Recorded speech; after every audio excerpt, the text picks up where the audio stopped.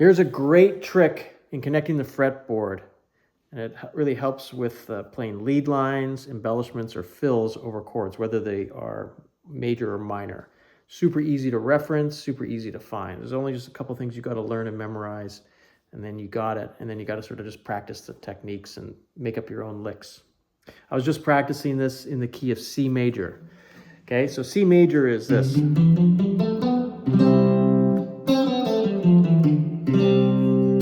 C major, okay? 1, 2, 3, 4, 5, 6, 7, back to the 1. And then of course it's a C, D, E, F, G, A, B, back to the C. Okay, so first I'm going to show you how to play it in a minor chord. So the relative minor of C is the 6th degree, okay? 1, 2, 3, 4, 5, 6. C, D, E, F, G, A. So A is the relative minor of C. So let's look at an A minor. Okay, so let's say that the song that you're playing calls for a few bars of A minor, and you want to either play lead lines, embellishments, or fills over those bars with the A minor. So what do? This is a really easy pattern, and it's quick to reference, and you'll be able to find it anywhere on the fretboard. With a little bit of practice, you can sound like you know what you're doing. So let's first find all the A notes on the fretboard. Easiest one, first one that comes to mind, is the open 5th string. That's an A. It's also known as an open A string. Okay, so the open 5th string is A, and then the next one you have here is the 2nd fret of the 3rd string is an A as well, okay? And then the easy one is the 5th fret of the 6th string is A, the 7th fret of the 4th string is A, and the 1st string on the 5th fret of the 1st string is A as well, okay? And then you got your A on the 12th fret of the 5th string, and you have an A also on the 10th fret of the 2nd string, okay? Those are all the A's, unless I'm missing one. I think that's all of them. And then it repeats itself up to here, okay? So the 12th fret up starts repeating itself, okay? It just repeats itself. It's the same thing. So now we know where the A's are. Let's look at the pattern. Now the pattern's really easy. It's basically just your pointer finger and your 3rd finger repeating this pattern, starting on the 5th fret of the 5th string, which is a D, okay? And continuing to the 7th fret of the 5th string using your 3rd finger. That's an E. And then 1st finger on the 5th fret of the 4th string, and that's a G. 3rd finger on the 7th fret of the 4th string, okay, that's your root, that's an A. And then your pointer finger again on the 5th fret of the 3rd string, 3rd finger on the 7th fret of the 3rd string, okay, that's a C, and that's a D. C is the minor 3rd of A, and D is the 4th of A, okay? So you basically have your 4th, your 5th, your flatted 7th, your root, your minor 3rd, back to your 4th, and then it repeats itself again. Now the only thing you got to remember, besides the pattern and where the root note lives within the pattern, right in the middle, is that when you transition between the 3rd and 2nd strings, you got to compensate by moving up 1 fret or a half step. However you want to do that with your fingers,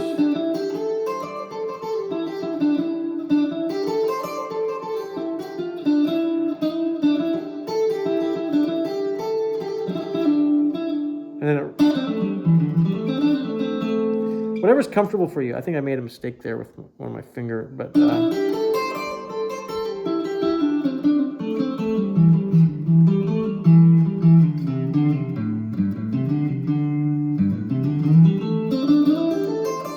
so here you're only getting a portion of the pattern. You're missing out on the 2 more bass notes.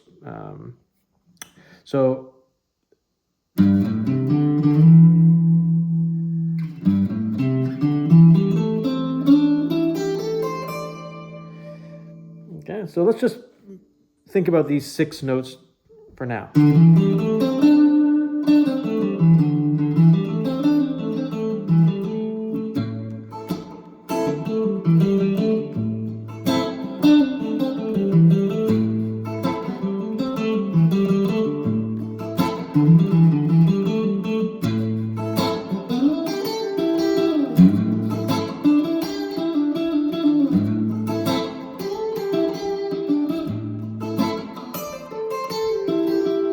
Okay, so get that under your fingers, just that pattern.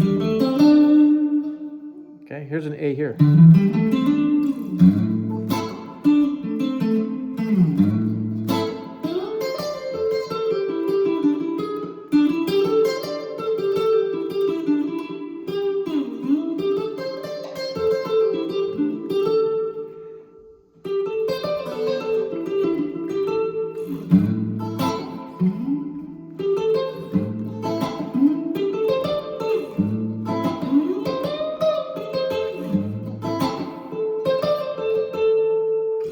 Okay. So that's the pattern, and the root note, it lives in the bang in the middle, okay?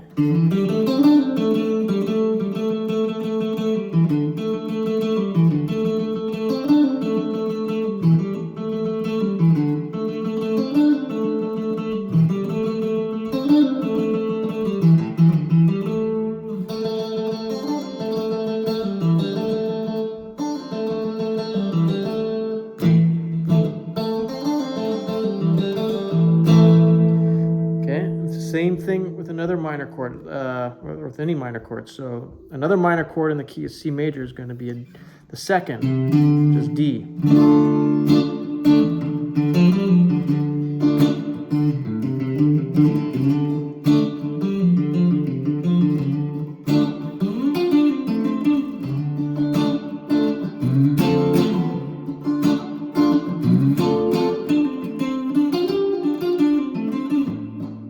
Back to the A,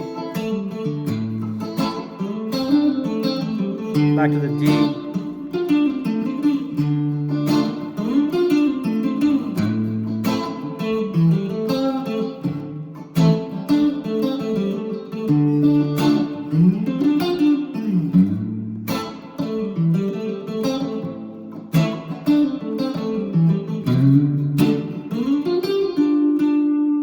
okay?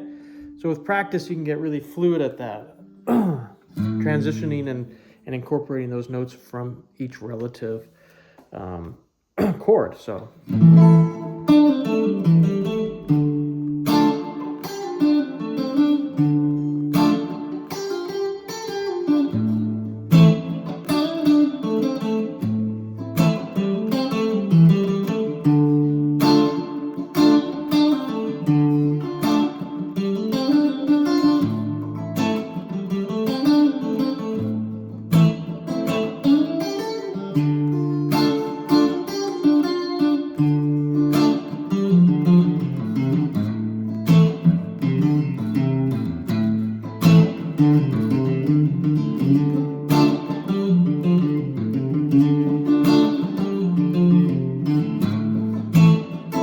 Okay, I mean, that's pretty much mindless, but it's good just to get your fingers in your brain working in unison with the different chords and then the corresponding notes.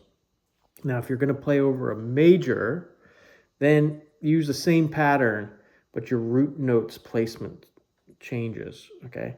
So we know that if it's any minor chord, you can basically sandwich the root note between these notes and you'll be in play, okay? Okay, so for instance, in the key of C major, D is a minor, we know that A is a minor, but also E is a minor.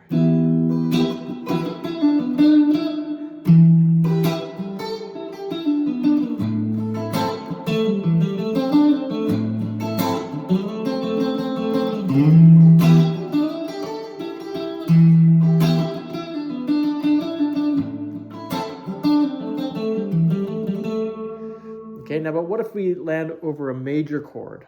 What then? Okay, well, it's the same pattern, but the root note exists on the top corner of the pattern. So this is where the root's going to be.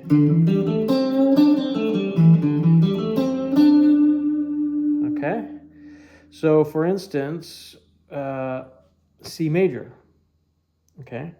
So where is here's a C right here. So the pattern's going to be like this.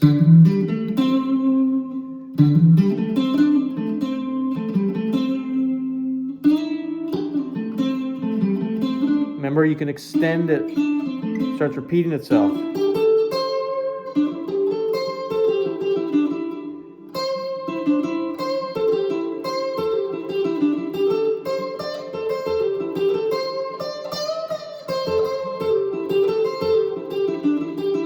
This is where it sounds really nice, so.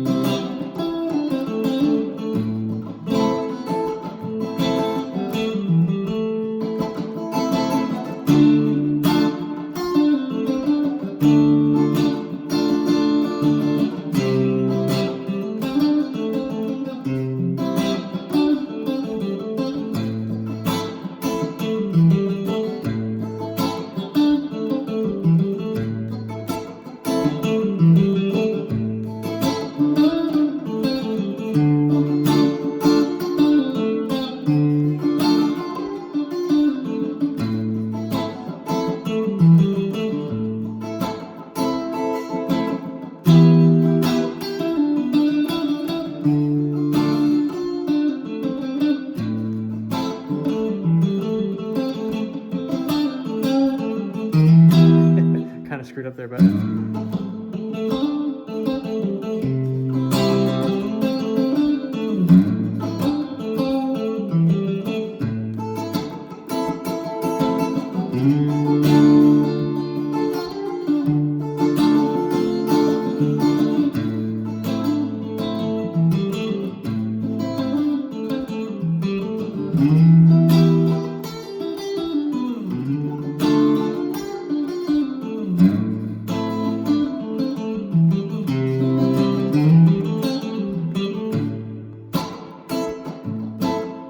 Okay, so let's try it over a different progression. Let's try it over A minor, C, G, back to A minor.